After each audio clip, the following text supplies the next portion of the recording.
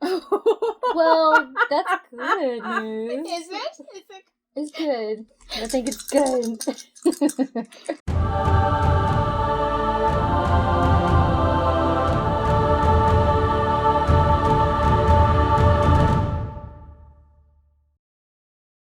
Hi, this is Naomi with Sword and Steel, and today Mariette has joined me because we are going to be trying out mission number 1 from this 3rd edition bolt action starter set.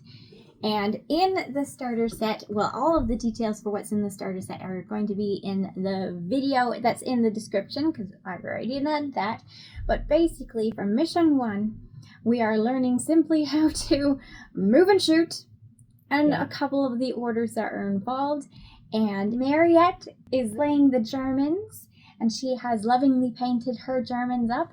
And I'm playing the US Rangers, and I have lovingly painted my US Rangers up. This is going to be a simplified version of what bolt action is, because bolt action has a significant amount of rules to know. So if you've never played, this is the 3rd edition bolt action rule book, and no, not all of the pages in here are rules, but about 100 of them are. So yeah, I hope this is going to be a useful mission to you. In case you have any questions, make certain to comment below and we will answer them. It is, however, nice to grab the bolt action rulebook. This was given to me by Warlord Games. The Warlord Games is the best location to get anything World War II related when it comes to literature. They are, anyone who has been in wargaming knows how great they are, and they print the books for Warlord Games. So thank you, Warlord Games, for giving me these. And thank you, Warlord Games, for allowing us to review these models. So here we are. So the setup is to put an orders dice in a dice bag. One for each army, one for each unit. You always put an orders dice in for each unit, but we only have 2 units today. And the objective is very straightforward. Be the first to destroy an enemy unit. Nice and simple way to start. Which means take out every single person in that unit. One player draws a single order die from the dice bag without looking. The player whose die is drawn may now issue an order to one of their units. This is how initiative is played in bolt action. It's going to change every single round. It's 50-50 at the moment, but as you get more units, you're going to really have no idea who's going to be able to go next. And that really changes things up. Definitely. So that you can play, every time you play, it's going to be different depending on whose order dice is rolled. Mm-hmm. So for this scenario, we are learning only 3 orders: the run order, the fire order, and the advance order. When a unit is ordered to run, it may move up to 12 inches in any direction. Measure from the front of your model's base in the direction you want it to travel, then move it up to 12 inches so that the base edge is not placed past this maximum distance. You don't have to move the entire 12 inches if you don't want to. Your models have to stay within formation, within 1 inch of each other, but unless you are planning on attacking, you can't get to be within 1 inch of an enemy model yet. When a unit is ordered to fire, it may not move, but may shoot with all the weapons it is equipped with. First, you choose a target. To check whether you're within range to shoot, you measure between the closest base edge of the model that is firing and the base edge of the nearest model in the target unit. If this distance is 24 inches or less, then you're in range to shoot. You repeat this process for each model in the firing unit so you determine who can shoot and who cannot. For each model found to be in range, roll a dice. For each roll of 4+, they hit their target. Well, then you need to see if those hits become wounds. So for each hit, you roll a second die, and on another 4+, the model in the target unit is killed and removed off the table. And just for me too. So basically, there's a hit roll and then there's a wound roll for them to die. So that's right. Hit and they only have 1 HP. They only have 1 hit point for the purposes of this. That's right. Okay. And they do not save. We have a Warhammer background, so we're used to people getting to save potentially. But they don't get to save yet. They don't have any armor against bullets in this case. Their only chance was if the person wasn't a good shot and missed them, or they did a glancing blow. If they want to have a cover save to give them a chance to not be hit, you have to get into buildings and bushes and anything that gives you cover against those enemy shots. For infantry, of course. And then, if all of the models in a unit are destroyed, it counts as the unit being destroyed. You don't get to revive them, at least not yet. There are probably going to be medics in the future that allow that to happen, to send those men back in. But at the moment, they do not, for the purpose of these early missions, they do not currently have a way to come back from the dead. And when a unit is destroyed, you also remove the orders dice from the bag so that they are no longer part of the initiative. Now, our rifles are only 24-inch range. So if we wanted to fire, we couldn't. We're not within range. So that means no matter what, whoever's going first is definitely going to run. However, I also want to go over the advance, because that's something that you might want to do instead of running. On occasion, you'll want the best of both worlds, moving your troops in position whilst laying down enough fire to keep your opponent's heads down. An advance order allows your troops to move and fire, but at a slightly reduced accuracy. So, when a unit is ordered to advance, it may move in the same way as described for a run order, but may only do so at a maximum distance of 6 inches rather than 12. The unit may then fire its weapons as described by the fire order. However, being preoccupied with the process of putting one foot in front of the other while traversing the battlefield, that unit's aim is now rattled. This is reflected with a -1 penalty to hit, meaning each model in the unit will roll on a dice roll of 5+, when normally all of these units will roll on a 4+. 4+ meaning if you get a 4, 5, or 6 on the dice, you succeed. If you get a 3, 2, or 1 on your dice, you fail. Okay, with all of those rules down, let's start.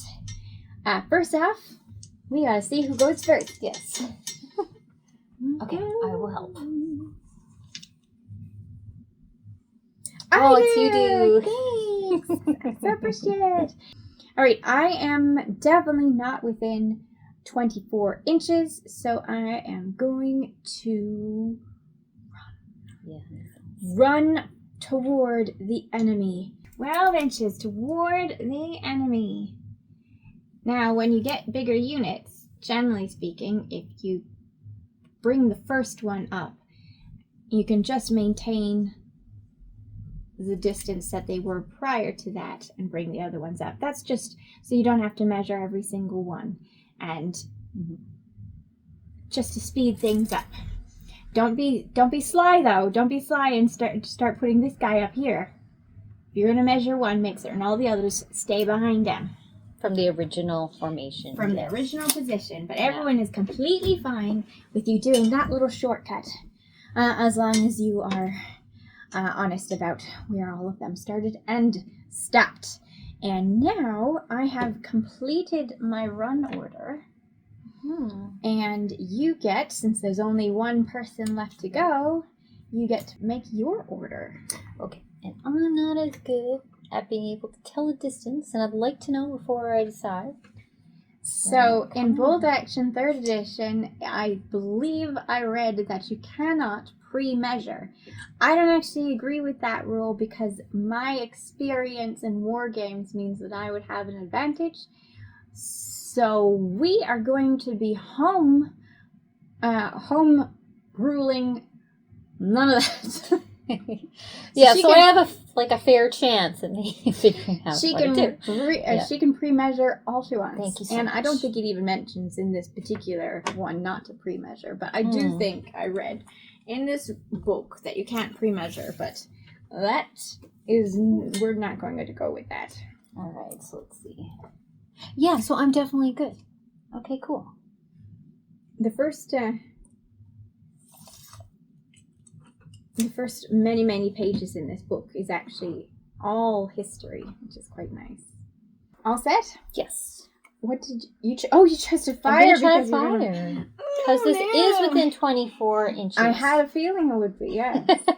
So This may be a nice, quick game. We'll see what happens. So for each one, I'll see if I get the 4+ to hit. So it looks like I get 2. She got 2. Yes. So. Okay, so now 2 of them have hit. So now we'll you roll see to wound. if they also wound or not. Oh, 1 does. Oh no! And you Who's get to going? pick, so. I will take out the fellow in the back. Bye, Henry. All right. Don't worry. He's being pulled away by his comrades, and he's going to be healed up for the next game. Yes. All right, and now we take our orders. Mm-hmm. Now that everyone has completed an activation, we take our orders and we do it again. Each unit, yeah. Let's see who goes this time. Oh, no. We'll see now. Okay, so I think I know what I'm going to do for this one, though. I'm going to go fire again. I thought you might. And I have 3. So I guess that's, yeah, so I can still, the 3 of them can try and hit. So, well, not so good this time, but one hit. might. 1 hit. We'll see if one actually gets wounded. Does. This is why you don't charge across the open field. Boys. Oh. Bye, Bruce. You were showing run, though. So. Well, we were able to do run yes. and fire. Yep. Doesn't look like I'm going to get to do advance. But there we go. All right, now he is You can try if you want to advance. I won't stop you with the 1 I minus. could try and have a 5+ instead of 4+. Yeah, could. Okay, so I am going to fire because he's close enough. Yes.